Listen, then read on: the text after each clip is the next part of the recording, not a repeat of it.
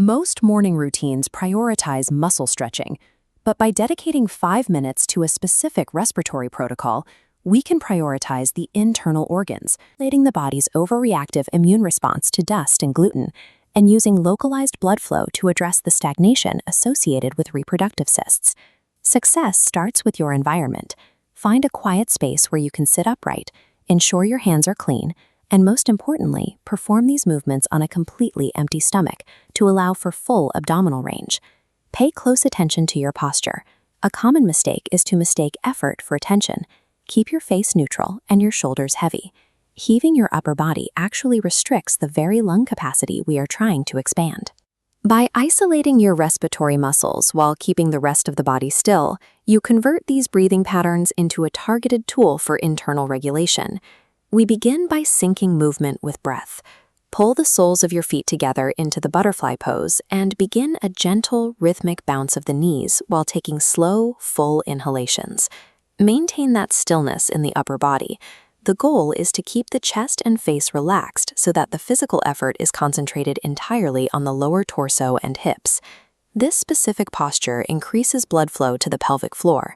By combining the hip opening with deep diaphragmatic breathing, we stimulate circulation around the uterus and prostate, areas that often suffer from poor drainage due to sedentary habits. Establishing this circulatory baseline in the lower body provides the necessary thermal and blood flow foundation for the more intense abdominal work that follows. Now find absolute stillness for Kapalbhati. Focus on a sharp, forceful exhale by snapping your belly button toward your spine.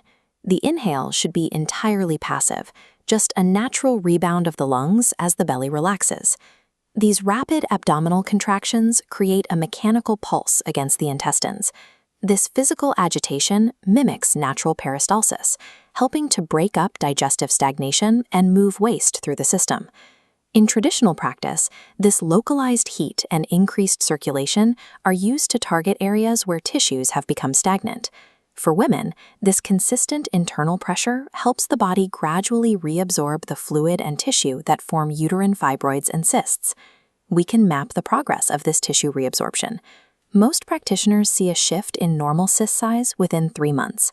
For more complex cases like PCOS, the mechanical stimulation of the ovaries typically requires a 6 to 9 month window of daily practice. The difficulty isn't the movement, but the timeline. Biological changes don't happen overnight. If you stop before the 3-week physiological threshold, you haven't given the localized circulation enough time to begin breaking down stagnant tissue.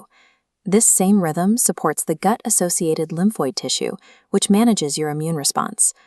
By improving gut motility, you help the body process dietary triggers like gluten and dairy more efficiently, reducing systemic inflammation. Without this daily internal stimulation, the organs can become lethargic, leading to the very stagnation that allows cysts and chronic digestive sensitivities to persist. Think of Kapalbhati as a non-invasive way to manually stimulate deep internal tissues that are otherwise impossible to reach through external exercise. Next, we shift to the nervous system. Constrict the back of your throat slightly for an ujjayi breath, making a soft ocean sound. Then hold briefly and release the air slowly and exclusively through your left nostril. Transition into Anulom Vilom. Use your thumb and ring finger to alternate blocking your nostrils. Inhale through the left, exhale through the right, then inhale through the right and exhale through the left.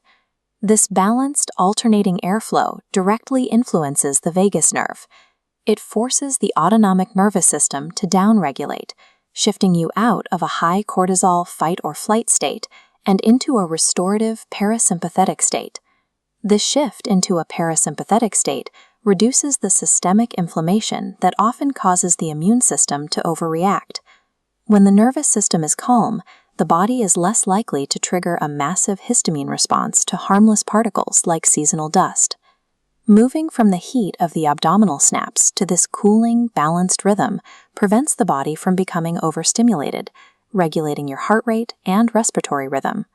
For step 4, Bhramari, place your thumbs over your ear cartilage and your fingers over your eyes. Inhale deeply and produce a steady, low-frequency hum on the exhale, feeling the vibration in your skull.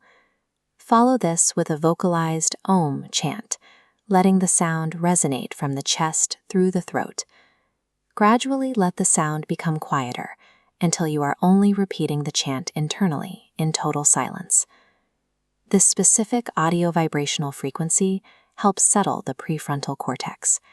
It effectively interrupts the noise of negative thought loops, providing a clear mental anchor for the day ahead. To finish, rub your palms together vigorously until they feel hot. This creates a focused thermal energy that you will then cup over your closed eyes. This final heat transfer acts as a physical seal for the routine, soothing the optic nerves and signaling to the nervous system that the active practice is complete. Slowly open your eyes into the darkness of your palms.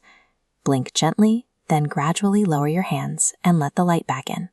You finish the sequence with higher oxygen saturation, stimulated gut motility, and a more regulated autonomic response than when you started 5 minutes ago. The key to long-term structural changes, like the reabsorption of cysts, is the cumulative effect of daily practice over that 3 to 6 month window. By committing 5 minutes each morning to these specific mechanical and neurological triggers, you take an active role in directing your body's internal health.